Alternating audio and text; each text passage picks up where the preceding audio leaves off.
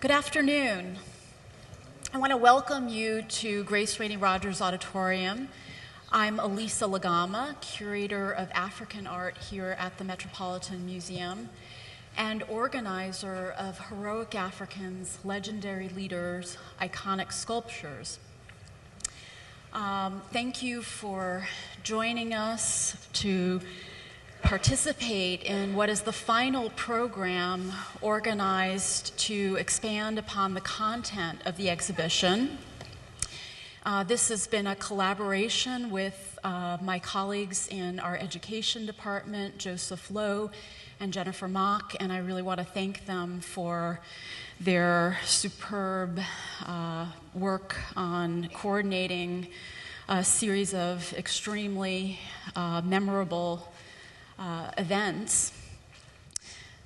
Today, sadly, marks the conclusion of what's really been an extraordinary opportunity that the Metropolitan Museum has afforded all of us here. The possibility of studying firsthand and contemplating the extraordinary sculptural works celebrating great men and women that have essentially been gathered, reunited, and celebrated in the exhibition. Now, one of the things that I emphasized in the first paragraph of the text panel at the opening of the exhibition, in case any of you read through that, is the fact that the works in the exhibition, the traditions that they relate to, are inextricably tied to oral narratives. And those narratives at once were critical to informing the gifted artists who gave shape to those visual monuments, and those commentaries also were a critical part of interpreting the works for their original audiences in the different artistic centers across the continent that they were intended for. So it's appropriate that at this time we have a conversation about the importance of oral traditions as a source that gives us essential information about Africa's cultural heritage. And in order to do so, I'm honored to be joined this afternoon by colleagues who've come from afar. Joseph Miller, historian, and Helene Cooper, a journalist, and Chimamanda Ngozi Adichie, an author. And so we together will be discussing the nature of these oral accounts that are so important as sources for understanding Africa's past. They are critically a combination of observation, memory, and imagination. And the fact that they are an important resource for understanding essential things about Africa's past is not an end into itself. They also continue to fuel the creativity of the present. Some of our leading literary voices, authors such as Wole Soyinka and Chinua Achebe, have drawn inspiration from this heritage. These are a few words to set the stage for our conversation. The format for today's program will be as follows. I'm going to introduce each of our panelists, and they will say a few words on this topic from their respective perspectives. And then we'll have a few questions that we discuss to follow up on their remarks, and at the end we'll have an opportunity to address a few questions that those of you in the audience would like to pose. In order to do that, I would ask that you write your questions down on the index cards that the ushers have, and they'll be collecting those so that we can turn to them before the program ends. We plan to wrap things up at 3:40 so that those of you who would like to go into the galleries one last time before the museum closes at 5 will be able to do so.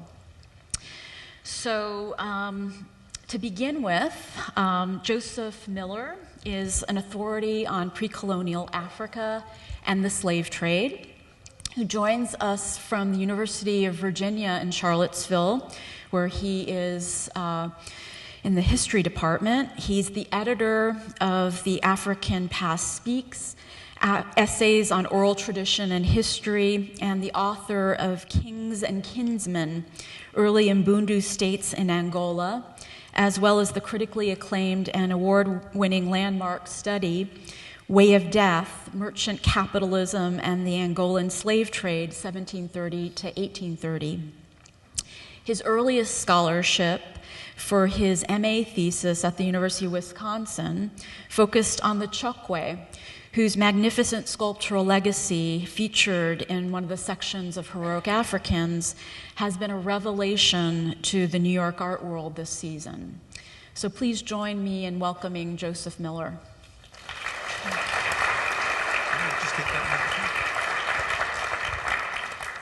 Since we know that this microphone works, I'm going to take it from Alisa and launch, and begin by thanking Alisa for creating an impressive, a beautiful, indeed a gleaming exhibition, and bringing Heroic Africans to life in the catalog that accompanies this exhibit. Thanks also to her for including me, or I should say including the Chokwe, which is probably how I ended up having the privilege of sitting with you here on the stage today. But it does, as she indicated, take me back to my first ventures into African history and my initial encounters with the elegance of what I'm going to call collective thinking. Oral traditions are much more than just communication.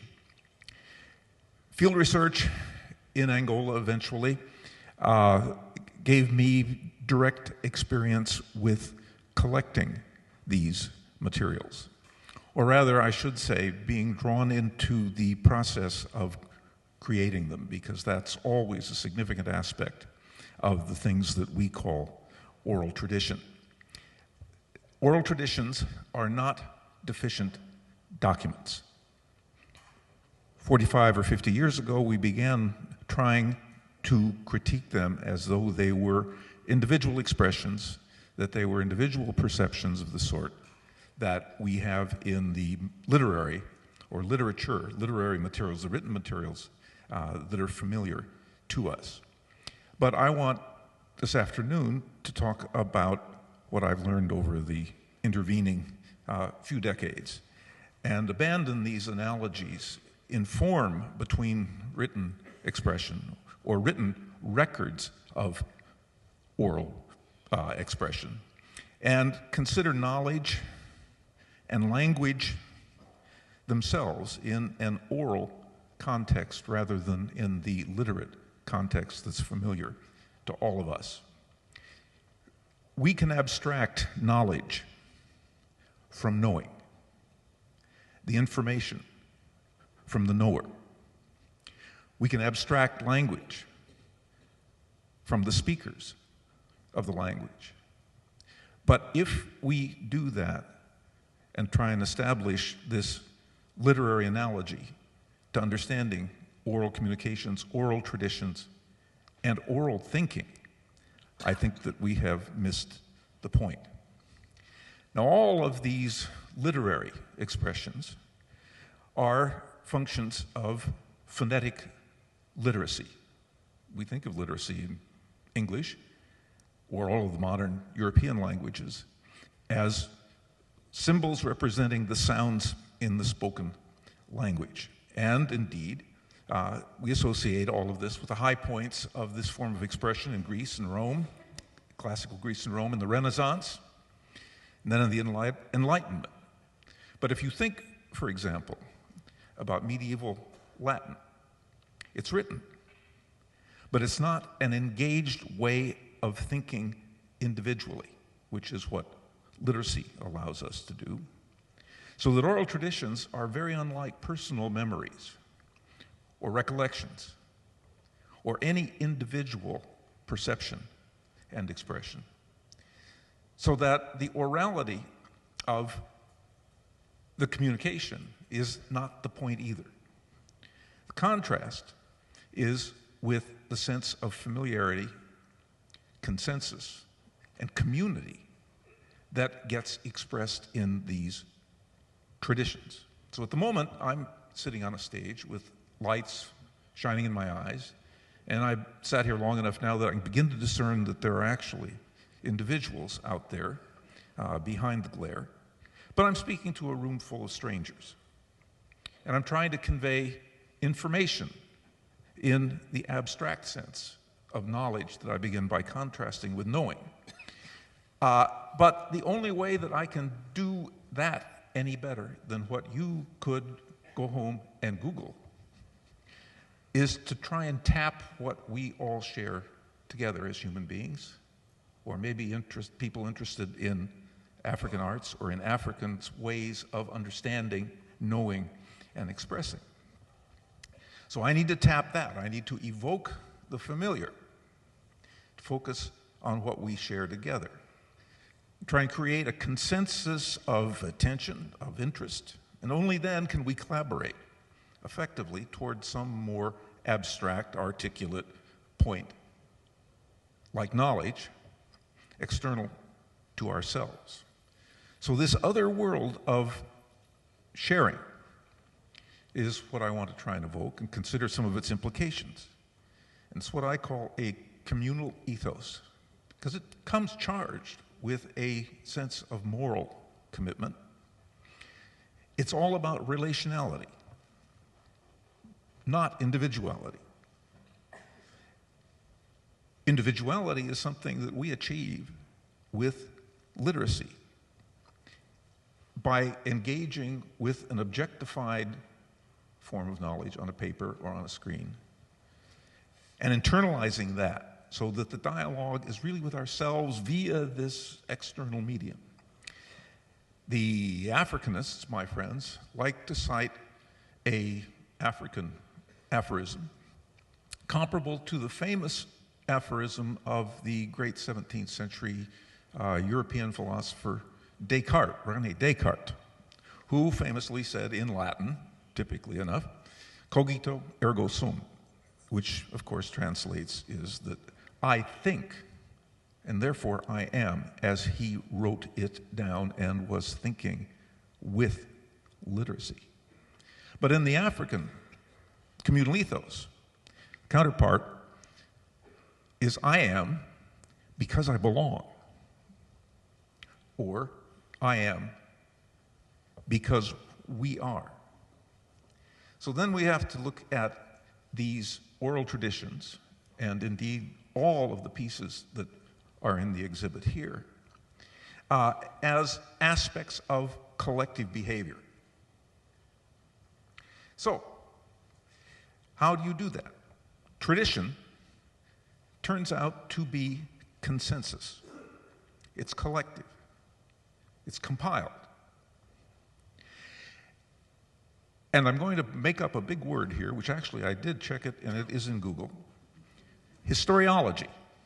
Not historiography, not history, not historical narrative, but historiology, which is the epistemological way of thinking about ourselves in relation to the past, the future, or to put it in more African terms, the absent. So that we have the perceptible presence. If your knowledge is perception and experience and knowing, then you don't have knowledge independent of the present. So that the basic contrast is tangible, participatory, with the emphasis on the participatory, and the absent, or the inaccessible, or I suppose you could say the imagined. So that the historiology in Africa is collective, it's not individual. It's accumulative rather than a line that we follow through what we imagine as a linear time. It's rather time as a compilation, as an accumulation from a past that, what we would call a past, from an idealized starting point. Now, the obligation of the historical actor then is not to move forward, but to restore the chaotic, irregular realities of the present to this primal ideal sense of collectivity, of consensus, of integrity. So it's the temporal dimension of contemporary relationships. The oral tradition is created as part of a process of creating this consensus about something that people remember and regard as important. But what is more important than what actually happened in however many ways the people who were present or who participated in it may have experienced it. Because as we sit in this room, all of us will leave through those doors with differing experiences of whatever has transpired. So you need to move forward to create a consensus out of its meaning so that the oral tradition then captures not a literal description of details, but a consensus about its significance. Now, since ourselves, now speaking from the perspective of the communal ethos, are an accumulation of all we have been, or all that has happened, then it's extremely important to define this consensus, or this series of consensuses, and then compile them and integrate them into a kind of layered whole. That's W-H-O-L-E. Now, language itself, in this oral context that I'm evoking, is experiential rather than abstracted. Words mean what they are used to effect in the moment, what they evoke in the context of an ongoing familiarity. So that our idea of language, which is an abstraction, standardized, and which is a challenge to have to learn because it is not part of our ongoing everyday experience. Words then have abstracted meanings. You have to learn to speak correctly rather than creatively, rather than in direct oral participatory engagement, which is part of what I'm doing now by repeating and gesturing to you and using body language, allusion, repetition. It's all about communicating, not about meanings of abstract words. Now, the oral traditions then have no authors in the sense of individuals, but rather they are created in the process of engaging audiences participatingly, participatorily. There's much about the hearers in the moment as they are about the speakers, and the resources of shared evocative images that the speaker may draw on. So they're invocations of shared heritages to focus attention of this shared heritage on the shared concerns of the present, to create the consensus that allows everyone to move forward. Now, there's a related aspect of this communal ethos, which I think is important to take into account, and particularly in relation to the exhibition that we're commemorating this afternoon. The group that one assembles, the assemblage that then you relate its components to one another to create this communal ethos, is not our idea of collection, which is basically homogeneous. We collect the same thing. Coins work that way. They standardize. Doesn't matter where the coin came from, doesn't matter what you do with it. It works because it's standard and it allows us to engage people whom we don't know on very limited transactional bases. But in the communal ethos, the people that you're talking to are the people whose ancestors were the other people's ancestors with whom you're communicating, and this is a continuity through time. And what you feature then is diversity, not homogeneity. If knowledge is knowing and not abstract, not accessible individually, you need as many people with as diverse experiences and insights and knowings as you can assemble. And then you need to mobilize them through the creation and performance of these oral traditions to be able to tap all of those distinctive knowledges that are only there implicitly until they are enacted. Which gets us to the concept of the exhibition, where you have figure after figure representing a commonality, a shared tradition, but expressing the distinctive contributions of each of the figures represented, contributions to what is shared. So it's the individual in society. It's balancing the group and its members. It's what modern philosophy courses in the United States teach freshmen in college, the self and society. It's the dilemmas of morality. So that the Africans represented, I'm not sure I would have called them heroic so much as exemplary, with the subtle distinction there from expressing individuality in terms of the group rather than starting with individuals who may well be heroic and stand out on their own, to which the group may owe something. But this is, in the oral traditional context, it is more a matter of integrating the distinctive contributions,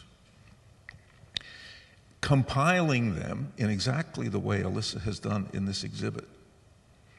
And this has been one of the most powerful aspects of the exhibit for me, is the work to which she and her staff have gone to take an assemblage in its creation that only has meaning as part of the assemblage, and reunite these families, these components of a culture, however partially,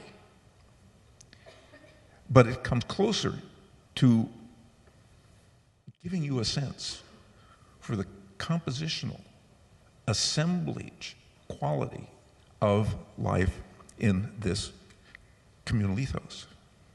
Now, one of the interesting implications, and this will be the last thing that I'll say, is that the individual's responsibility, and what these figures, I think, exemplify, the individual's responsibility, since a group is composed of individuals, individuals are human beings, they do the craziest fool things. They get into fights. Real life consists of disagreements and dissensions, and then restoring the coherence, the integrity, the efficacy, the consensus of the group. So that we think of history as progressive. Africans think of it as things constantly falling apart, which of course evokes the title of the famous novel by Chinua Achebe, which has often been interpreted in terms of the specifics of the early engagements with the British in southeastern Nigeria in the 1890s or the early 1900s, that he uses to tell his story. But I think the story that he tells is, in fact, a very profound reflection on the metaphysics of change, history, tradition, as experienced through the communal ethos. So that is, of course, the brilliance of this exhibition. Things fell apart when the British came into Nigeria or Benin or the Akan culture that you have exhibited upstairs or around the corner. I guess we're still on the same floor. These things were stolen. These pieces were dispersed. They were separated from the knowledge, shared knowledge, that they evoke. So that pulling them back together here to contemplate them as ensembles rather than isolated typological objects, I think does give us the most effective glimpse that I've ever had, however fleetingly, however abstractly, of some of the complex contexts that created them, and that for those in the know, they could still recall. So Alisa, thank you so much for doing this.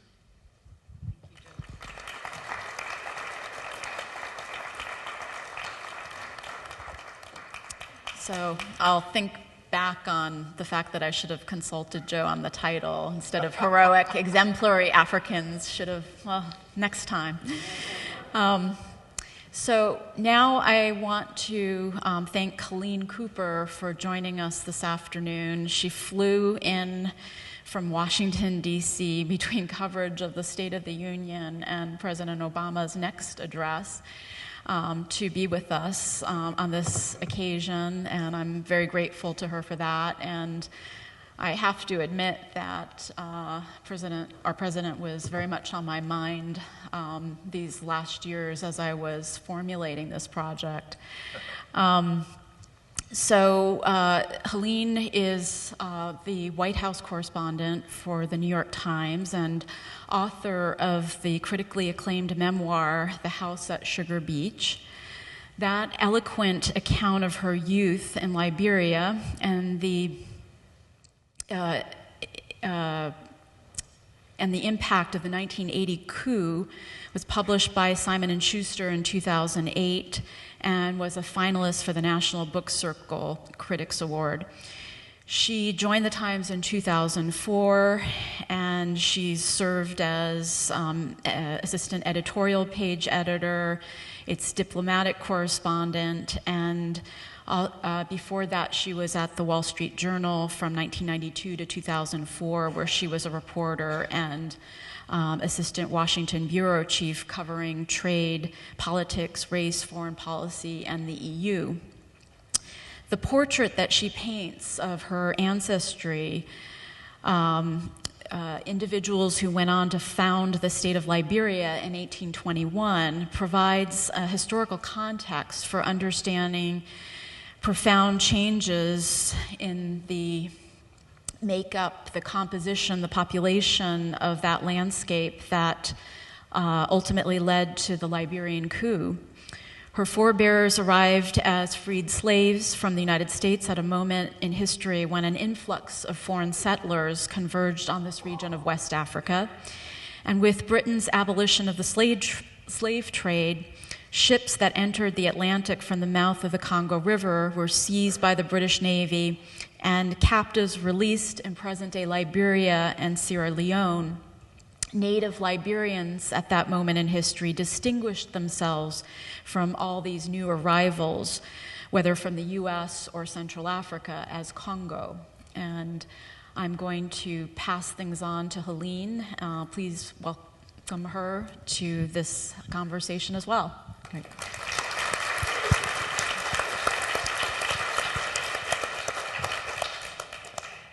Thank you very much, Alisa. It's an honor to be here at the Met of all places, and I think this exhibit, Heroic Africans, Exemplary Africans, is fantastic. I haven't seen this sort of collection compiled anywhere, and I think that's a credit, clearly a credit to you. I'm honored to be sitting next to Joe. I was sitting here listening to him, and I decided that he's clearly going to be a source on my next book. And if any of you guys have not read Half of a Yellow Sun by Chimamanda, I urge you, I think a lot of people have, I urge you to go out there and buy it right away. I got a copy of it while I was working on my own book. And I was telling her earlier, I put it aside for 6 months because I was like, this is going to mess me up. I can't look at any, because I was so, at that point, I was so in the weeds and so depressed because I thought everything I was writing was rubbish, that I didn't think I could deal with reading anything that was in any way showcasing my home in the sort of lyrical tradition that Nigeria has always shined so brightly at. We're always in Liberia jealous of the Nigerian literary tradition because we felt like we didn't have that much of our own. I think only somebody like Alisa could have put together the exhibit that you guys just saw, somebody who grew up in West Africa and South Africa and who clearly feels such an attachment to this beautiful, beautiful continent. When I was going through those rooms, some of the sculptures and the masks, I really felt like I was back at home. And you see, it's the sort of things that we grew up with, and to see it here in this place just really, it really warms my heart. I was thinking about what I wanted to say when you look at a topic like oral tradition, because it drives me crazy, the whole idea of oral tradition. I wish we had written things down. I'm a journalist, and I grew up in Liberia with stories being told to me. My sisters and I kept each other awake at night, in the middle of the night, telling each other scary stories about witch doctors and African magic and scary things that go bump out in the villages. And we terrified each other, but these were stories that were handed down from, generation to generation and house to house. And you go to Liberia today, and children are hearing the same stories about the wily spider and how he fooled the village king, and we put so much into sort of our oral tradition. But when I sat down after however many years and decided to write my own history, I really got stumped by the fact that there was so little that had been written down. My family is descended from freed blacks and freed slaves that founded Liberia in 1821. My four greats, grandfather Elijah Johnson was he was a freed black from New York, and he was on the first ship that sailed from New York in 1820, left New York in 1820, and ended up in Sierra Leone. They spent 2 years going from place to place before they found a home in Liberia and bought some land at gunpoint, as it turns out, from the native Liberians who were there at the time. I was raised as a descendant of this group, and they were sort of established as the elite. These were the people that had the education, while they made up 3% of the population of Liberia, while 97% of the population of Liberia is made up of mostly the native Liberians. And there was very much a very rigid class system. Most of the wealth was concentrated with these descendants of freed slaves for years and years and years, which is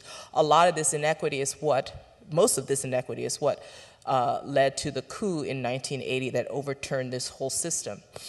When my family ran away after that, and then some of them went back to Liberia, but not me. I stayed here and ended up becoming a journalist. And it took a long time, 23 years, for me to finally confront my own past and go back to Liberia. And after spending, years writing other people's stories, sit down and finally confront my own story and decide I was going to do this.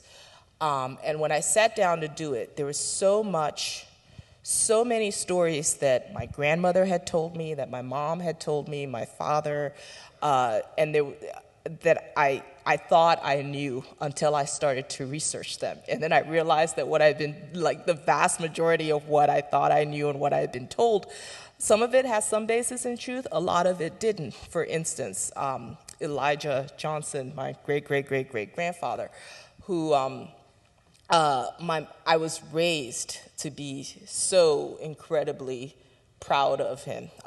My mom always told me, don't let anybody tell you that they're better than you. You're Elijah Johnson's descendant, blah, blah, blah, blah, blah. And when we were in school, we said, we were taught the history about how he, when the British tried to plant a flag while he was leading the fight against the native Liberians, when the British tried to plant a flag saying that they would help him defend the colonists, he said, we'll have no flag put down here that will take longer to remove it than it will to whip the natives. That was the quote, and we were raised to be very proud of that. That's Elijah Johnson. And it wasn't until and it turns out, I'm not trying to present him as somebody who wasn't heroic. I still think he was. He's the reason I'm sitting here today, because he decided in 1820 that he was going to get on that boat and he was going to go back to Africa. And I can't imagine how incredibly brave that was, to chuck what he had here, what little it may have been, and to decide to strike out for home. But he was a much more nuanced character than I was led to believe, and so were all of these colonists. These were people who a lot of them were freed slaves. Some of them had been born free here in the North, but most of the ones that came from the South were freed slaves. And they got on that boat going back to Liberia or going back to Africa, thinking that they were now the civilized ones, and they were coming to spread Christianity to the heathen Africans. And that was the viewpoint.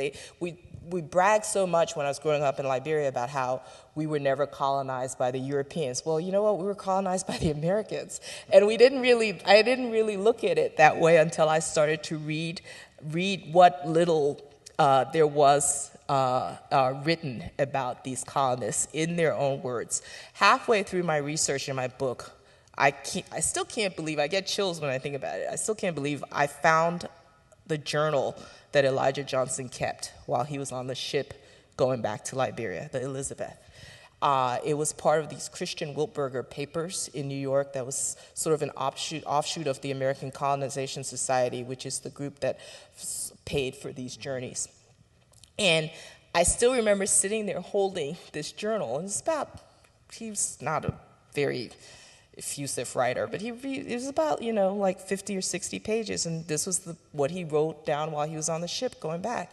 And a lot of it was about, how he felt going back. It was about what he was going through. He was terrified. There wasn't the kind of emotional stuff that I think sort of in our age we write. It was a little more stilted, but it was still such an incredible thing for me to have, because it made him real in a way that none of the stories that I had been told could even come close to doing. And that's where, again, I talk about the frustration of, our reliance on oral tradition. But to sit down and read what Elijah Johnson had to say and what he was afraid of in the fight. He wrote a lot about fights on the ship. This one guy whipped his wife, and Elijah Johnson wanted to throw him overboard, and it was just like a lot of that kind of stuff. But it was actually really cool to read. And I remember when I finally sat down, because my mom had always talked about, you're descended from Elijah Johnson, but I didn't know exactly how. I just knew he was. So I finally sat down when I was done with my book, and I did our family tree. And I did both sides of my family, and I went back and got all the way back to Elijah Johnson, which was as far as I was able to get. And in writing that family tree, I was thinking, it's so weird that people who have the kids are the ones who end up getting into the family tree, because they beget so over and all that. And I was like, here I am, I don't have any children, what I'm gonna do? And I kept thinking 200 years from now somebody's gonna sit down and write my family tree, and I'm gonna disappear. I'm not gonna be there because I don't have any children. And it's I can't believe I'm sitting here saying this, but I realized at that point that book that I had just written, spent 4 years working on, because I had written it down, 200 years from now, they're not going to be able to leave me off the family tree because I just gave them their whole written tradition. Thank you. Wonderful. So, Chimamanda Ngozi Adichie is the author of acclaimed novels, Purple Hibiscus and Half of the Yellow Sun, as Helene just noted. And that novel received the Orange Broadband Prize. She is the recipient of a 2008 MacArthur Foundation Fellowship. And she divides her time between the US and Nigeria. And she's just freshly back from a trip as of a day ago. Her short stories have appeared in The New Yorker, Granta, The Financial Times, and Zoetrope. And last week she had an op-ed piece in The New York Times talking about the most recent developments there. She was among the authors in 2010 that The New Yorker celebrated as one of 20 authors under 40 who they deem exceptional talents. And one of her stories, which first appeared in The New Yorker, addresses issues that I find especially relevant to the subject of today's discussion, and it's entitled The Headstrong Historian, which I think is very wonderful wording. In that brief yet expansive tale, which chronicles the arrival of missionaries and the setting up of a colonial justice system in eastern Nigeria, we hear about these developments from the perspective of a local female potter by the name of Nwamba. As a young widow, Nwamba gives her only son to be educated by missionaries so that he will learn English and have an advantage in a changing world. This ultimately results in a profound alienation between mother and son, however. And in her loneliness, Nwamba prays for the return of her late husband through a new generation.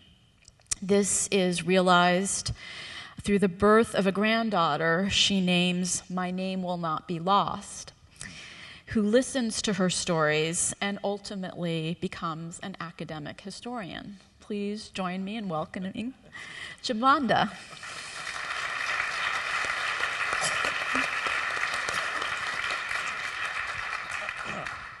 Good evening. The reason I wanted to tell everybody that I've been traveling is just in case I'm incoherent, I can excuse it and say I'm jet-lagged. Thank you so much, Alisa, for inviting me. And it's very lovely to be here. I love this museum. I just think it's a fantastic place. And so I was exhausted, and it was suggested to me by a family member that I cancel this. And I thought, it's the Met. I can't cancel. Right? So it's really lovely to be here. And also to have seen the fantastic exhibition. And what I felt, really, looking at those things, mostly what I felt was pride. I thought, my people did this. And I just felt this incredible sense of pride. I found it quite moving to look at some of those sculptures. And of course, my perception of my people is very wide-ranging, and my sensibility is very Pan-African. And so even though a part of me was feeling slightly churlish that Iwoku wasn't there, wait, hint, hint, Alisa for the next one, but just in a larger sense, looking at those very beautiful sculptures, looking at just imagining when they were made, just filled me with this. I found it very moving and filled me with pride. And also made me wonder about the stories behind them, and which is maybe what I will talk about, because I wasn't quite sure what to talk about in talking about oral traditions. I think in many ways, like Helene, but I suppose for different reasons. Usually I'm quite, I don't like to talk about oral traditions, and I think it's mostly because being an African writer, I constantly get the question about oral traditions. So people will say to me, well, tell us about the rich oral traditions. And I realize that often what's expected is some sort of idealized story of, my grandmother and moonlight and, stories handed down. And these are stories I just don't have. I don't have that experience. I grew up on a university campus, the daughter of a university professor. I was very much influenced by the books I read, so that I really don't have many of those, we sat by the, in the moonlight and told stories. So, and I think because of that, sometimes I very ungraciously don't like to talk about oral traditions. But that is not to say that oral traditions haven't played a role in my life, because they have, by which I mean the handing down of stories. And Joe, I thought it was fascinating just listening to you and realizing that, about consensus, about how, and it made me think about the communitarian nature of Igbo life, which is what I can talk about with any confidence, and how, for example, a few weeks ago in my hometown, my family, we spend Christmas every year in our ancestral hometown, and how I suddenly turned to my father and I said to him, it's not just that we're communitarian, it's a forced kind of community. I said to him, you don't have a choice. And I said this because my brother, and I'm digressing, you forgive me, please, but my brother who had attended an age grade meeting, which is something they don't let women do, one of the many qualms I have with Igbo culture. But so my brother had attended an age grade meeting, and these things are quite useful because age grades will get together and fix roads or start a scholarship or start a fund for their members who don't have any money, that sort of thing. But you have to attend the meeting. And if you don't, what they do is they go to your home and they take something of value. And so my brother had come back from the meeting and was telling us how they had gone to people's homes who hadn't attended. And he said, we went to this house and we wanted to take a small TV set, which belonged to his mother. And I thought, what? But I mean, there's a part of me that I thought, this is actually interesting. But then I thought, this is, there's nothing democratic about this. It's forced, You have to be a member of the community. But on the other hand, there's something about it that I admired, which just made me think about the way that this is how you build a society when you have that kind of communitarian ethic, because everybody has to chip in, really. But, and now what I was going to say about oral traditions was that, I started to think about how it's been important for me as a writer. And I then started to think that the reason I find it interesting, Helene talked about just wishing that we had written things down, as do I, because there are times it's quite frustrating and there's just so much sort of what seems to me guessing, really, where I think, if just somebody had just, documented this. And it's not that we didn't even have, the Igbo people had Nsibidi, for example, which is a method of writing, but not very widely used. And I would think, well, why didn't more people just do Nsibidi and just record more things? But then on the other hand, I think cultures evolve and cultures change. And what I have found is that sometimes oral traditions can challenge what's been documented. And it's been useful for me as a writer. And an example that I came up with was when I was, I've for very long been interested in the story of who we are, so how we came to be where we are, that sort of thing. And I would read every account of Igbo history, Nigerian history, African history that I could find when I was a child, when I was younger. And I remember then having had in my head these stories of Igbo women and what their place was. Many of these stories, of course, conditioned by the Victorian Christian ideals and ideas in which they were written, really, because even if they were written by Nigerians themselves, they were often educated Nigerians, and often to be educated meant that you were Christian and that you had absorbed certain ideas of what it meant. And so the idea of a woman, an Igbo woman, was that she, particularly about marriage, that you got married, you stayed married. And so I will never forget when I was maybe 11 or 12 in my hometown again at Christmas, and my aunts were talking, and it was this just wonderful rockers group of women talking about their great-grandmother. And then they talked about how she had left her husband's house in something called Ibanrira, which is, she was tired of the marriage, she gets up, packs her things, and goes to another man's house. And I thought, no way, that actually happened, and nobody told me, right? And I'd never read about this in any book, but apparently it did happen. And so it made me very interested in all the stories that haven't been told, and the ways in which just overhearing your aunts can challenge established ideas of what it means to be female in a place. And of course, it made me very curious and made me want to know more. And just a tiny addition to the story is that I then asked my uncle, to whom I was very close, my father's brother, who was sort of my link to everything traditional. And I said to him, well, uncle, I just heard about Ibanrira. And he said to me, oh no, the people in our hometown never did that. The women in the next hometown did it, but we didn't. So I think I'll stop. Well, I'm curious. I mean, do you see the the flip side of the orality of tradition, historical traditions, as a liberating possibility for you as a creative person, that you're not tied to a very heavy historical literature that allows you to? Is that something that you? I think, sort of. Yeah. It means that I can, but I think on the other hand, it is liberating in a sense, but then in another sense, I do wish that I had those heavy historical texts, because because one still has the license to do with history what one will. But I think I mean, really, what's that saying about what history is really? That we all just decide on one lie, right? And that lie becomes history. So, I mean, I could also, reinvent my lies. But really, more seriously, the thing, for me, it's not so much that it is liberating, but also it's the potential, that the possibility of it. That, so for example, having found out about Ibanrira, which women did in my part of Nigeria, that I can go off and write a story about a woman who does that. And really, and by doing that, challenge all the ideas of what it meant to be a woman in 1870s Igbo land. So in that sense, it's liberating for me. But then, of course, you think about all the things we've lost. I mean, I actually often think about history with a profound sense of mourning, because there's so much I wish we hadn't lost.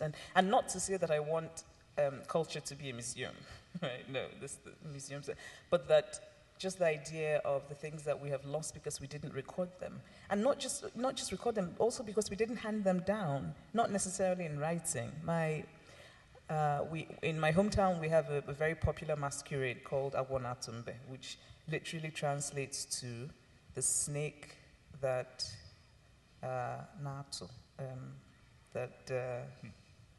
is there any Igbo person here? No? So I can just translate rubbish and nobody will know.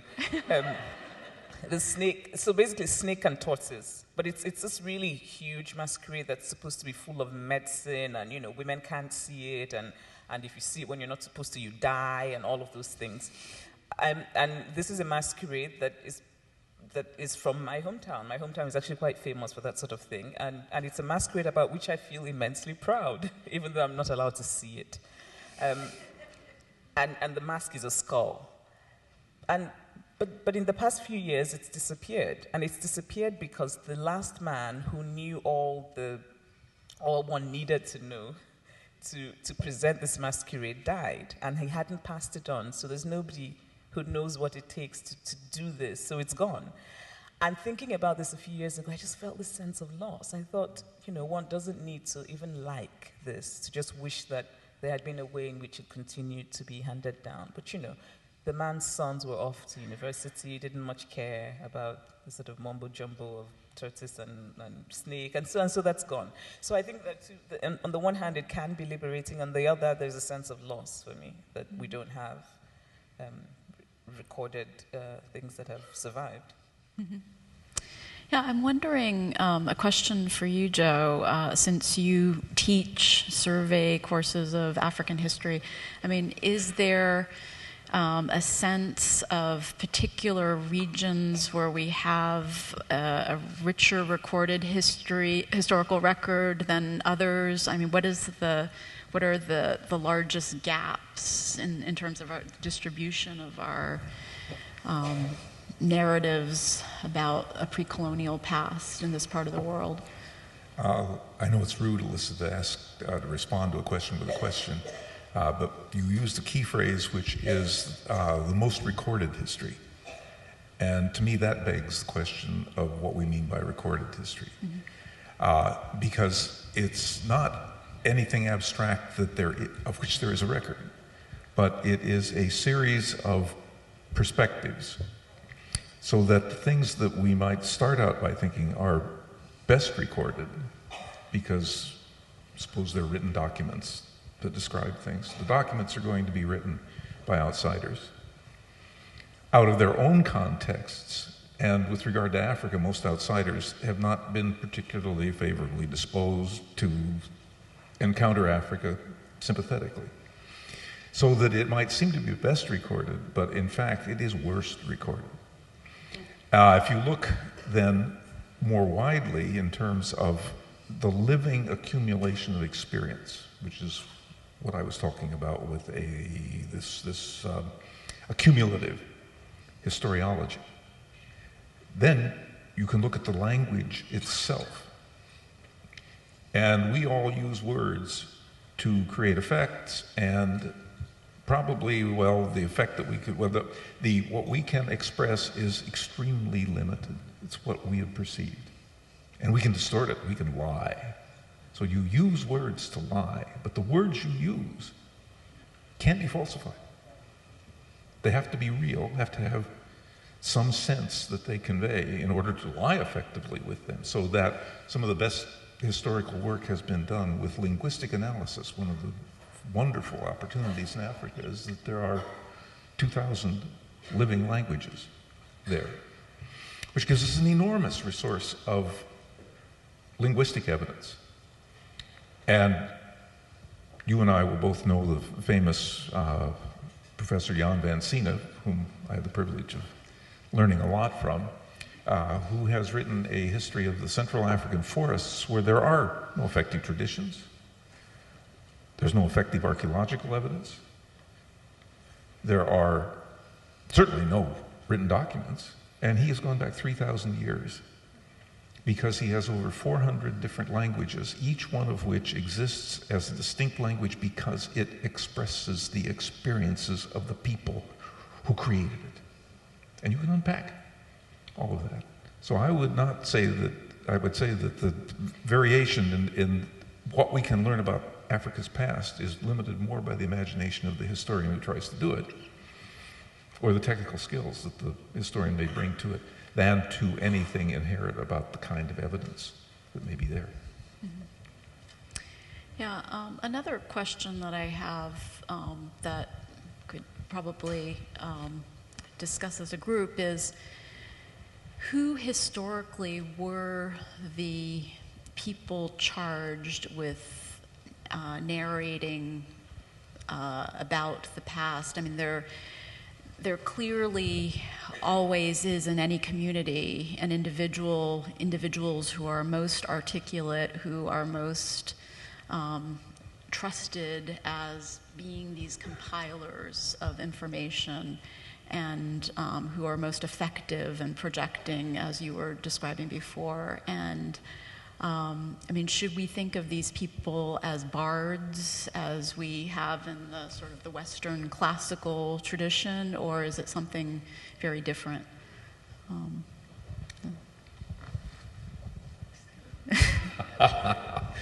Well, I'm really reluctant to sit beside two people here who have this personal heritage and attempt to speak as someone who has spent a long time trying to understand things that they know from their own experience. But I'll give you a short answer, and then I'm going to turn very soon to my colleagues up here on the stage. There are guilds of professional performers who spend a lifetime training their successors. But it's not knowledge in the abstract that they're training them in. The contrast that I was drawing is between knowing and knowledge. So that if you know the situation in which you're speaking and have a corpus of shared imagery, tales, with which you can then communicate, you want the widest possible range of images to be able to pick the appropriate one that will communicate in the moment when you're performing. So that's the training that you receive. It's both a starting point of shared imagery, but a sensibility to the situation in which you share it. Well, when I was a child, my grandmother used to take me out in the moonlight and tell me these stories. And one story she told me, actually my mom told me this story, and I think Chimamanda is really going to relate to this one, is about her, when my mom was a baby, she went up to Zigida, this village way in the north of Liberia, and she went with her family, but she had her nurse with her, Kit, and Kit was carrying my mom around. And the country devil came to the village that day. He was dancing in the street, and women were not allowed to see the country devil. And so all the women had to go into the houses and hide while the country devil was outside dancing, and all the men went outside. And my mom was like less than 2 years old, and Kit, her nurse, who was a woman, took her to the window, and the two of them peeked out, and they looked at the country devil dancing that was barred. And Kit died within like a week. My mom did not, and the rationale was because my mom was a baby and didn't know what she was looking at. Now, this story was told to me by both my mother and my grandmother, and when I went back and I was working on my book, and I was like, this is ridiculous. Let me look into this. And everybody I talked to, and it's like, how did Kit die? And it's like, she died because she saw the country devil. And I couldn't get any sense out of any of the members of my family about how Kit died. Maybe she was sick, maybe there's any number of things, but the accepted reason in my family was, Kit looked at the country devil.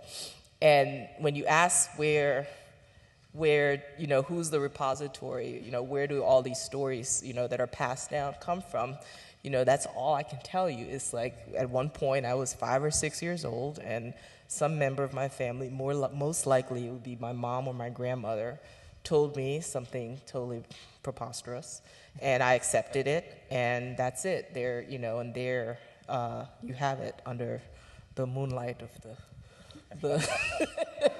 the palm tree.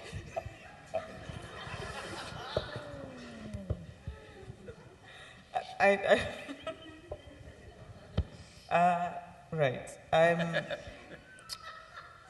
I don't know. I think it's the answer. I don't know who I think for me, because my family is Igbo, and Igbo people historically being referred to as stateless societies, meaning we just didn't have recognized kings and didn't have a top-down system. I think, for example, that the parts of West Africa where the griots who right, but it's not a tradition that I'm familiar with personally. So I think in my case, it simply is. Before my grandmother died, it was my grandmother. After she passed away, it was my uncle. And I think the reason it was my uncle was because he lived in my hometown. And so he just seemed in some ways to be closer to things, if that makes sense. And of course, again, my father, who even though he didn't live in my hometown, and even though he had spent much of his life being educated, and also being outside of Nigeria for a while, was also quite close to things and understood things and told me many stories. And I was always interested in the differences, slight differences, but how my father would tell me a story and my uncle would tell me the same story, and it wasn't always the same, just in the details, and which I think is what happens when stories are handed down. And also being struck by how in all of my father's stories and all of my uncle's stories about my hometown going to war, we always won. And which at some point, initially I thought Abba is my hometown. I thought Abba were just amazing. We have great warriors. My father would tell me stories about 100 years ago. We fought Ukpo, we beat them. We fought Upulu, we beat them. And at some point I thought, wait, really? We won all the wars. But again, maybe we did, right? Maybe we did. Just to think about what Helene said about the woman dying, it doesn't surprise me. And I used to have that same reaction, which is, oh, please. Now I don't. Now I sort of have a very even-handed, calm response, which is, I don't understand it. However, I'm not in a position to entirely discount it, because I think that if such things make sense to so many people, there's just an arrogance that I can't allow myself to say, oh, it's nonsense, in the way that I used to. And then sometimes I say to my very Christian friends, if it's okay to believe in, the man hanging on the cross, and you pray and you're healed of cancer, then why can't we? No, but really, then I think it's about faith, isn't it? You sort of believe that if you see the man wearing a skull, you'll die, right? Then, hey, God bless you as you believe that. I don't know, but, I just sort of can't discount it entirely as I used to when I was younger. But keep in mind, they were dying in Nigeria and Liberia, so there has to be something to it. Yeah, exactly. And Nigeria, Liberia, Angola, Kenya, it's interesting how sub-Saharan Africa, there's so many similarities. The stories are so familiar, and which is why, on the one hand, people talk about the diversity of Africa, which is very true, and I think very important, because, we live in a world sometimes where Africa is one country. But then on the other hand, there is such a thing as Africa, particularly sub-Saharan Africa, and I find that in the stories. And often I say that when I read literature from sub-Saharan Africa, it's so familiar. I get it, because, the absurdities are the same.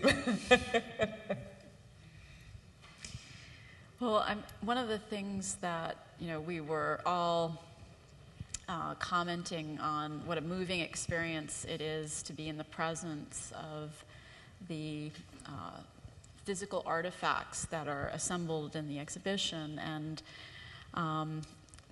they speak to us on a number of different personal levels, but I wonder if ultimately their power is the fact that they are direct transmissions from earlier moments in history. You talk a lot about in your writing on Africa's pre-colonial heritage about the fact that no tradition that we have is directly transferred to us as you could have in a written account. And the exception seems to be in this material culture where you have encapsulated in a work a particular moment in time that we can physically connect with by being in the presence of that work, and allowing our imagination to respond to how an artist from a very different moment in time was transported. So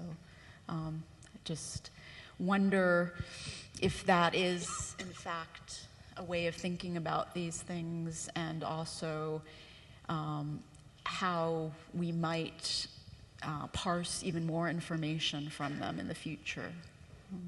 Oh, I think that's a very apt observation, because in the way that the performance of the received imagery, let's say, verbalized imagery in the oral traditions, is constantly changed in the performance in order to achieve the effect that the performer wants. These come down, and they were created at a moment, and they haven't changed other than the fragmentation of some of the pieces that have been buried and so on and so on. But but what they really are is mnemonics for people who know. And so without the knowledge that has been put into them, into the creation, and that they articulate or express, we don't know very much. So that divorced from the knowing, they don't constitute knowledge in themselves. And then we are forced to fall back on kind of formalistic exterior critiques of the shape or the design or the imagery that's incorporated into them as we perceive it now. And that's a very different kind of appreciation than really having the full contextualization of the collectively maintained knowledge about these things, which is where they do come alive, as mnemonics.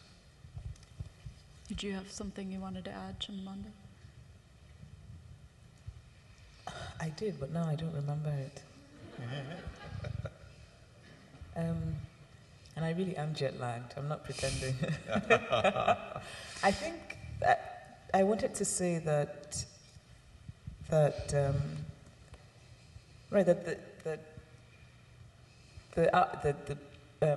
Ibopu, yes, I wanted to say something about Ibopu art, which for me wasn't just that archaeologists had found these pots that dated back hundreds of years.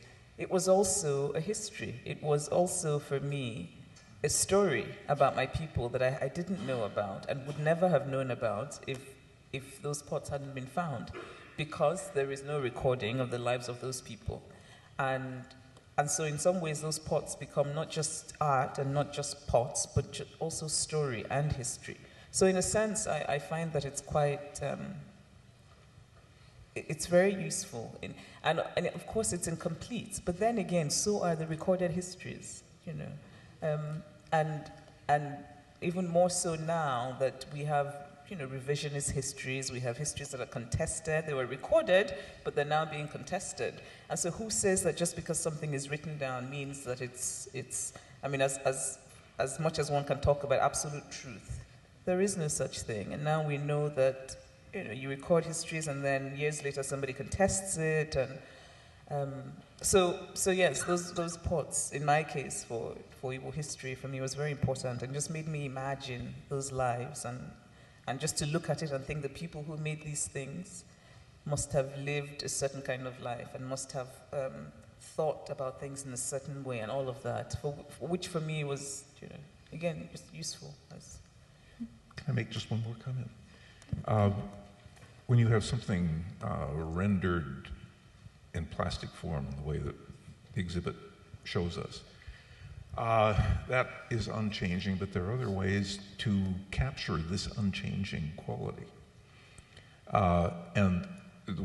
Where I did the primary field research on a place in Angola, the oral traditions themselves were the stable part, because the oral tradition, the form, consisted of genealogies. So-and-so begat so-and-so, and married so-and-so, and begat so-and-so, and married so-and-so, and so on. But the important part was the praise name that went with each of these figures in the genealogies. And the praise name was a memorized formula. And it wasn't a praise name on the short form that we use, like Butch, but it was a long, poetic passage, sometimes minutes in length, memorized word for word. And the older ones had been preserved in the original form so that they were utterly unintelligible to the people who were reciting them 200 years later. Mm-hmm. So now we have something that is just like the images, the sculptures, the heads, and so on that we have here, which is that the knowledge has been lost. The form has been retained. But what informed the form is much harder.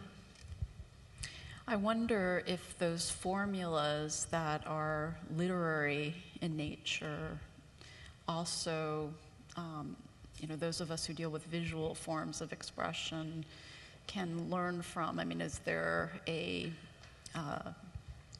way that literary articulation of an identity is also captured in parallel in visual form? I mean, it seems like there are certain ways of coding information that, whether it's oral or in terms of some kind of other form of expression that probably is in symbiosis. Well, the similarity that I would see is that both are allusive and evocative rather than informative, in the sense that I contrast the dictionary meanings of languages with the meanings of words in contexts of personal, face-to-face, oral engagement. I mean, that's one of the premises of oral communication is, I'm here, you're there. And this is not remote, this is not among strangers, these are known people in real time. So that I think that the way to read those sculptures would be the way you would unpack one of these verbal formulae as being something that people need to know what it represents before it communicates anything. With abstract words, rationally articulated, we communicate information, knowledge. But what I see the verbal formula and the visual formula that you're exhibiting as created to do depends on already knowing.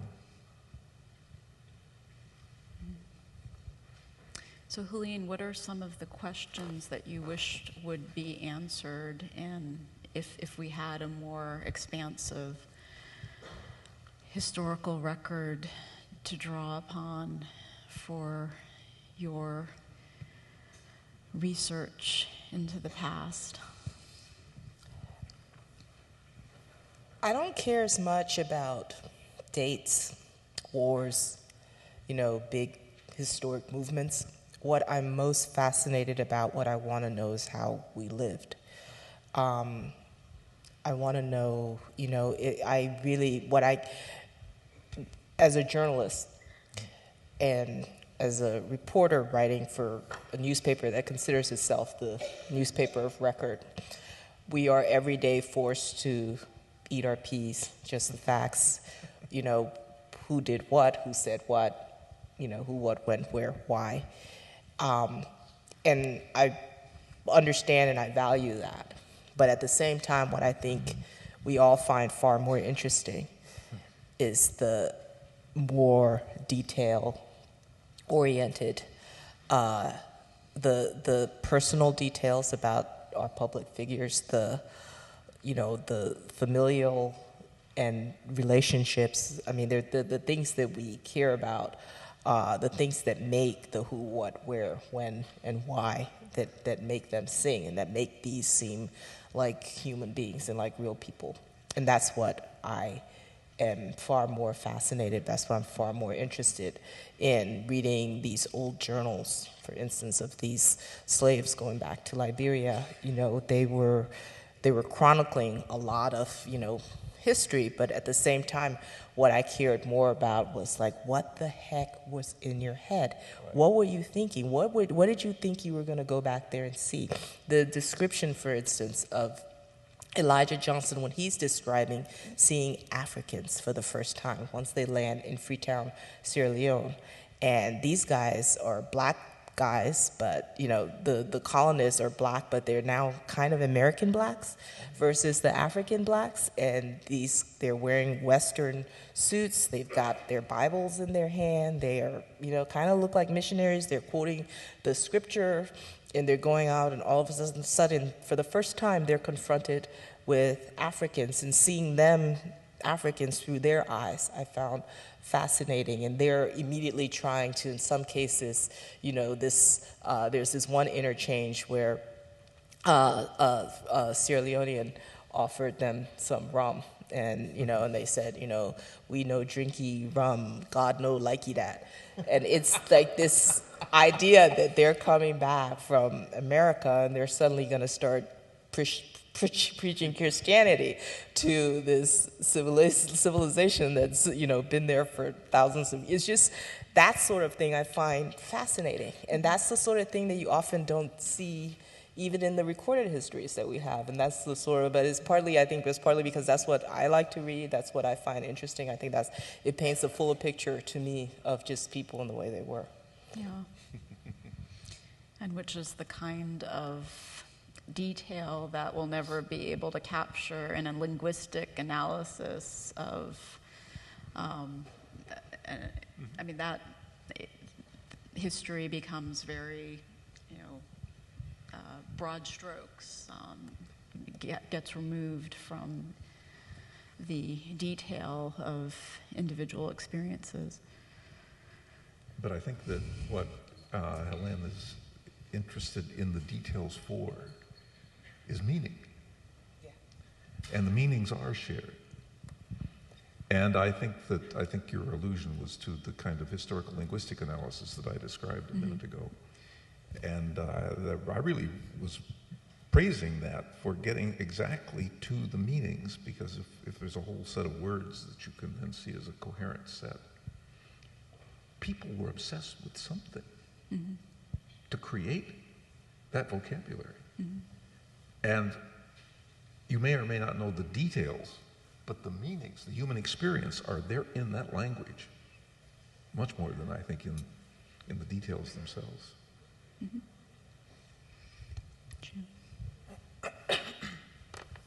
I think maybe literature this is where literature might actually do much better than history, which is in the recording of details and in the creation of a certain kind of human meaning. I too very much am interested in how people lived. I often say that I want to know how women in 1830s Igbo land, how did they fall in love, and how did that love manifest itself? What did they dream about? How did they dress in ways, when did they find themselves, when did they consider themselves beautiful and when did they not? What did they aspire to? And things of that sort are very difficult, I think, to find in just, even if we had recorded our history in the kind of, I think those are quite difficult to know. And I think that's maybe where literature, where it's slightly more imaginative kind of writing, can fill the void, so to speak. And so in writing the story that Alisa talked about in the beginning, the story called Headstrong Historian, which started really when I was sitting in a class in graduate school, and the professor said that, and it was a discussion about Africa and colonialism and education and all of that, and she said that some parts of Africa, the colonial government didn't take land or property, and so that those people were lucky because all they did was they got educated and nobody took their land. And I remember being very struck by this because I thought, and I remember also disagreeing in an almost visceral way, because I thought there are things that we can measure. So we can measure land, and there's so many things we can't measure. And I think that the thing about colonialism was that it was mostly about those things that we can't measure. And I sat there thinking, well, what about dignity? What about pride? What about a sense of self? Did they lose those? And that's where that story came from. And also I thought about my great-grandmother, who my father had told me a lot about, and whose stories, again, challenged the ideas of what it meant to be female at the time. I mean, I having been raised Catholic in a Catholic family with Christian ideas of, the woman, mother, and you take care of the children, and you're gentle, and all of that. And apparently my great-grandmother was none of those things. She certainly wasn't Christian. She was fierce. She went after people who wanted to take her husband's land after he died, and in many ways challenged ideas of what I had in my head. And so when my father told me those stories, and then when this woman said this thing about, oh, you don't lose anything unless they take your land, I thought, I want to write about those things that you do lose and that are difficult to document. We can't count how many slices of dignity somebody took away from you in the way that you can count the plots of land that you lost. But in some ways, I think the dignity is so much more important than the land. And so that's what I think literature can. That's what I think literature should do. That's, for me, the best kind of literature does that. Good answer. So I have a couple of questions from members of the audience that I'm going to direct to all of you. The first one is, how are conflicts in oral tradition resolved? There are differences and conflicts in written histories. The same must be true in an oral tradition. That's a great question. Oral traditions are proprietary in the sense that they are performed, maintained to protect interests in land and other things, relationships. And where there are people, there are differences.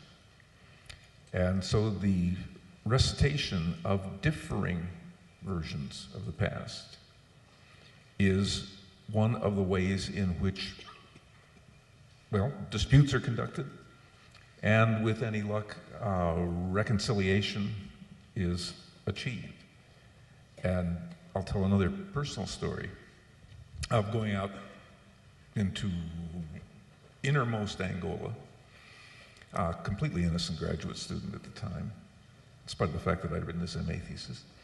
And I blundered into one situation where, and since these traditions they are a responsibility, and you have to be accountable for what you say or do with these, and so they have to be done in public.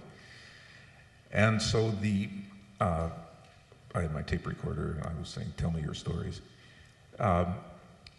Somebody spoke, and then I left the scene, and a fist fight broke out because of what had been said. So that these were really vital things. And it may have been the fist fight that resolved whatever the issue was. But it was because I had left, you see. Rather than continuing the ongoing engagement and negotiation until everybody had had their say. And until all of those present could begin to sense, picking this and that, the consensus of the moment, and the consensus the next day might have been different. But the oral traditions are the means of proceeding just exactly the same way that we proceed in literate modes and in courts and all the other ways that we have for reconciling. The performance of an oral tradition is as much a matter of negotiation as anything else. It's a great question, thank you. Okay, and the next one is directed to Chimamanda. It says, firstly, congratulations on the announcement of production starting up on the film adaptation of Half of a Yellow Sun. This person says, I appreciate that you are likely not involved with the movie, but can you share your feelings on what makes an African film? Do you foresee easy collaborations between an African filmmaker and Hollywood cinema? Very Now, drawing from my vast experience in filmmaking and Hollywood, look, I'm not involved with the film. And about African film and Hollywood, yes, of course. I think that creativity cuts across all kinds of boundaries, and that yes, it's very possible to make a good film about Africa. It depends on who's making it, and it depends on really what they want to do with it. So the hope, of course, is that one doesn't end up with something like that film about diamonds with, yeah, that's the hope.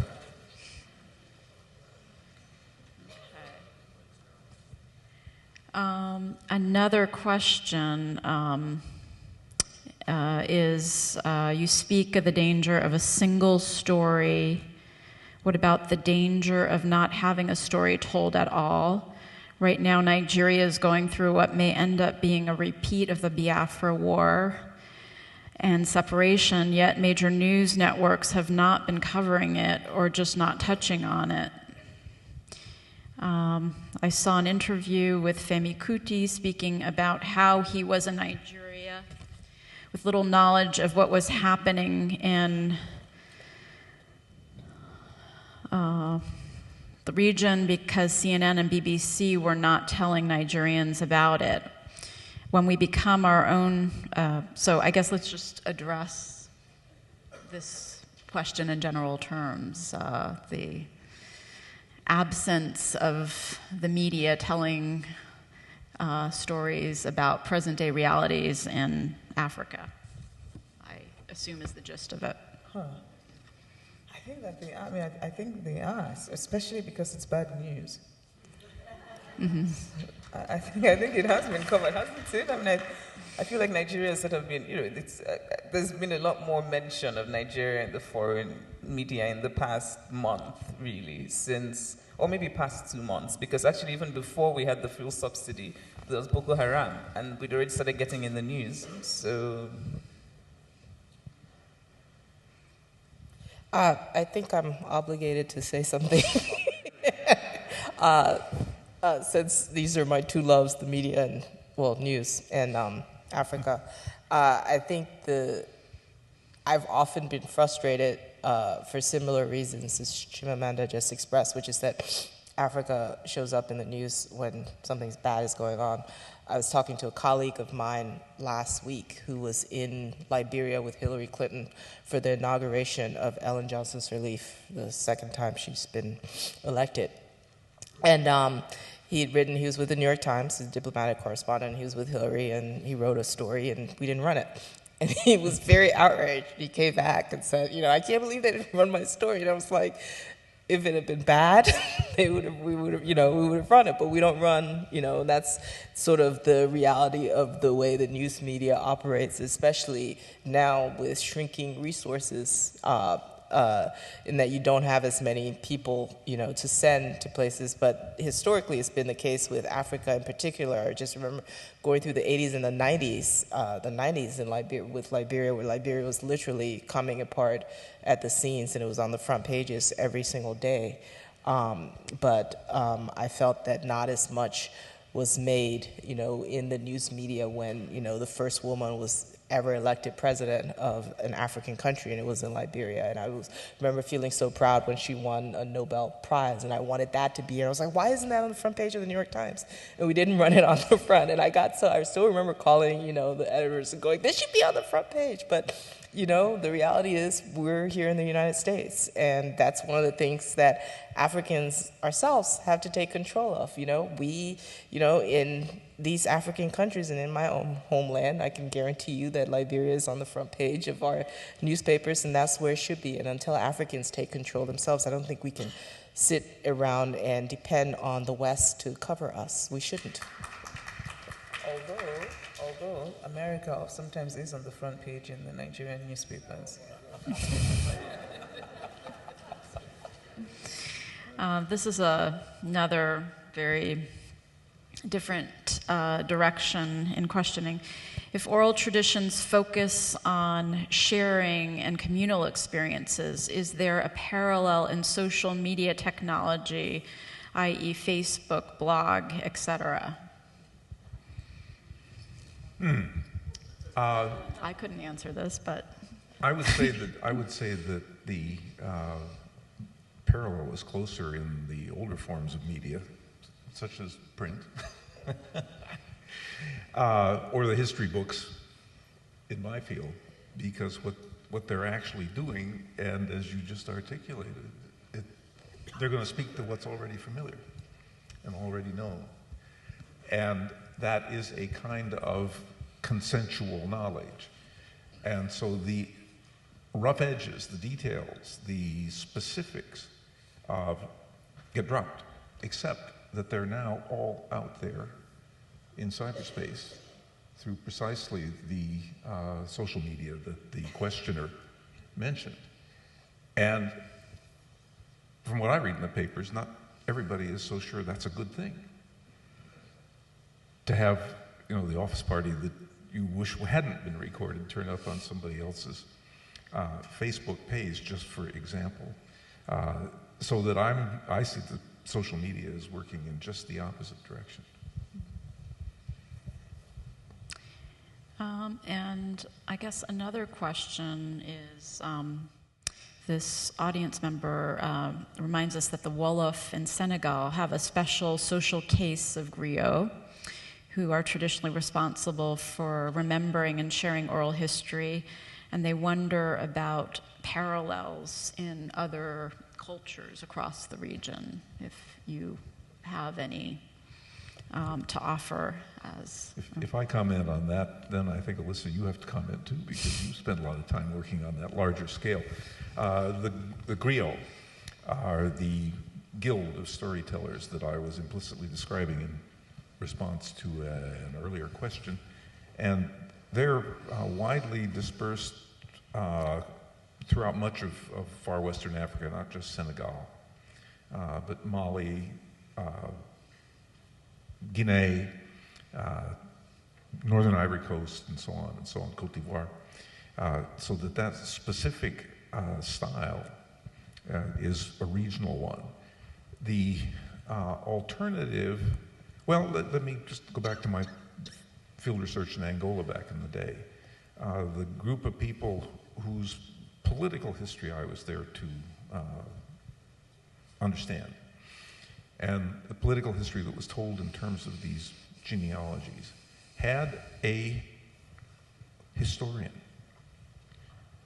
And the man who became my confidant, guide, back in the day we used to demeaningly term these people informants, but he was my guide, my teacher, my consultant. And because of the proprietary quality of the knowledge, he knew it all. But he wasn't authorized to speak on behalf of the people whose property it was. And so the exercise that we worked out was he would take me across hill and dale and through streams and to the most remote locations, at least they seemed remote to me. To him, they were probably at home and very central, to find the person whose authority it was to tell these tales. And because it was long after the Portuguese had badly messed things up in this part of Angola, there were not that many people who held these nominal positions who actually knew anything. So that the exercise then was, he would say to the authoritative, the speaker, person authorized to speak this, he would prompt him. And then whatever he could get back, he would then extend with all the knowledge that he had, speaking for and getting the assent of the person. So that there was another extremely skilled, unbelievably capacious mind. But you will notice that the way he evoked his own knowledge was in a relationship with the person who was authorized to have the knowledge, who didn't have the knowledge but could evoke the specifics from this man who did.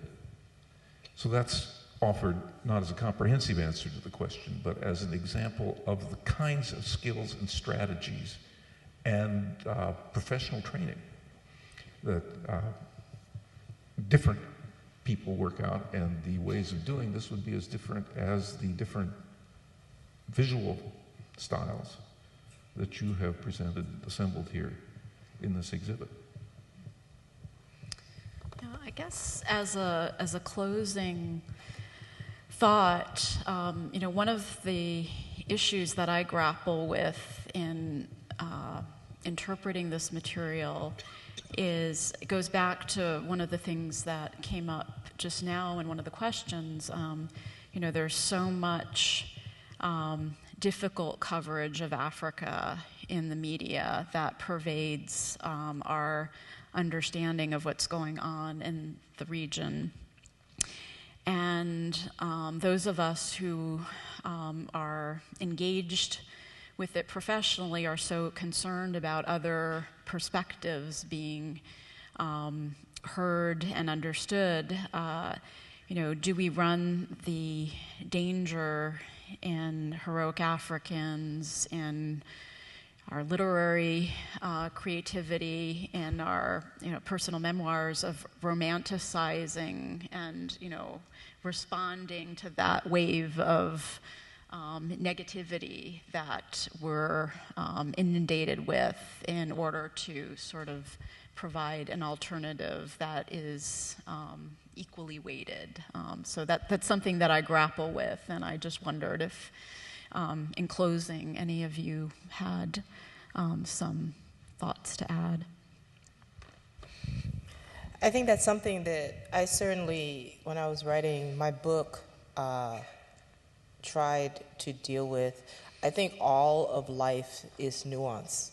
One of the reasons why there's so much bad news is that that's what, in the newspapers, that's what people are more interested in. People's not, it's not news if it's normal and just nobody's going to write about somebody went to school today, and it's when we write about wars and we write about big seismic changes and we write about the very nature of news is that it's upheaval. A lot of my book was about upheaval, but at the same time, one of the things I wanted to get across is just the normalcy of all of that even in the middle of really, really turbulent change, people are still behaving the way people behave, and they're still thinking about the things that people think about, and they're still doing the things that people do. The very day after my uncle was executed on the beach by firing squad, and all of these people were killed in Liberia after the coup, I went to school. And me and my sister went to school, and all my classmates went to school. One of my best friends, Richard Parker, whose father had been killed the day before on the beach, showed up in algebra class. I mean, we were all, and it was just sort of and I think those are kind of our job, or my job as a journalist, is to be able to convey both the horror of what we do to each other and what happens in the world, but also, and that's where I again keep going back to what I'm even more interested in than the horror is how people relate and the detail, and even if it's a small detail of just anything, just something as, I still remember when I was last May working on, at the times we call it a TikTok, and it's a reconstruct, when we try to tell the story of how something that just happened, how it happened. And it was the day after Osama bin Laden was killed, and me and Mark Mazzetti were writing the TikTok about how this happened, and my job was he was doing the CIA part, and I was doing the White House part, and sitting there talking to White House officials trying to get, I know you guys are all sitting in the Situation Room, watching this happen, but what were you doing? And I remember one of my sources saying, well, Biden was fingering his rosary beads. And that's the sort of detail. That's the sort of, you're writing about huge changes, but if you can get, as a journalist, if you can get that kind of detail, it says a lot more. I think it can give you a lot more context and nuance, and I think that's I view that as kind of my job. I don't know if it's different with Chimamanda.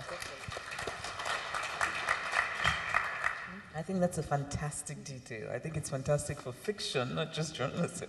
I think it's the sort of thing where in my creative writing class, I would say to my students, it's perfect because you've done so much showing. You don't need to tell us. I just think it's marvelous. I think it's but I think your concerns are valid, and you would have to have them. I think just because we are. But then on the other hand, I feel that so many negative and not necessarily untruthful, but just negative stories of the place, that it just calls for other kinds of stories, and not in a way in which we're in denial. So it makes me think about that saying from W.E.B. Du Bois and I'm mauling it, but it's something like, they have so emphasized our bad side that we are now pretending that we don't have any bad side at all. Something like that, which is not where we should be, right? Because we need to acknowledge there's just a lot of crap going on. But at the same time, there's so much that isn't. Am I allowed to say crap at the Met? I am, right? But at the same time, there's so much that isn't, so that I just wish for a world in which we write about the war in Sierra Leone, and we also write in the same way, with as much focus, on Ellen Johnson Sirleaf being president of Liberia, for example. That's what I would wish for. So that I think that what you've done, the heroic or exemplary Africans, I think has its place. And I think it's a fantastic thing. I think that hopefully we get many more of these things, and so that we can tell the heroic and also tell the ordinary. I mean, I actually would love to have an exhibition that isn't even about heroic Africans, it's about ordinary Africans. That would be the next step, I think, with Igbo art. Okay, it's a deal. It's a collaboration.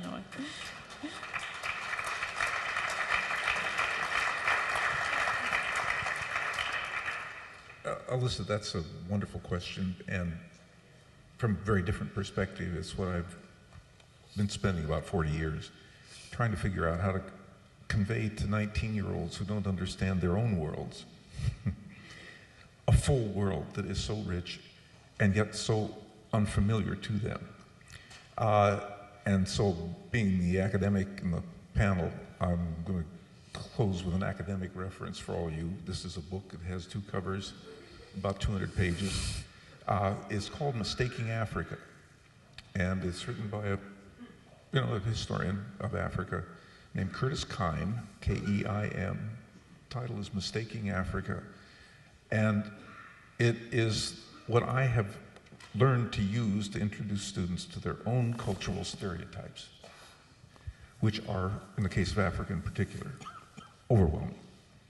So deep in our culture that my students aren't even aware that they have them. And so pedagogically what I do is I make this the assignment that they're supposed to have read before they ever come to class, before they've ever signed up. Like if you had to come to this course and you haven't read this, you're in trouble. And of course, within the first week or 10 days, then most of them read it. And it is a revelation for them. And it's the first step in enabling them actually to understand that, we're all people. And people in Africa are doing things a little differently than we do, but then it may be we who are the weird ones for doing it the way we do. And that there's a huge amount to learn from sheer appreciation of the diversity of the world, which of course, thank you, which is the point that I emphasized that Africans understand, perform, articulate, compile in their lives in a way that I don't think we have managed to retain very successfully. Oh. Well,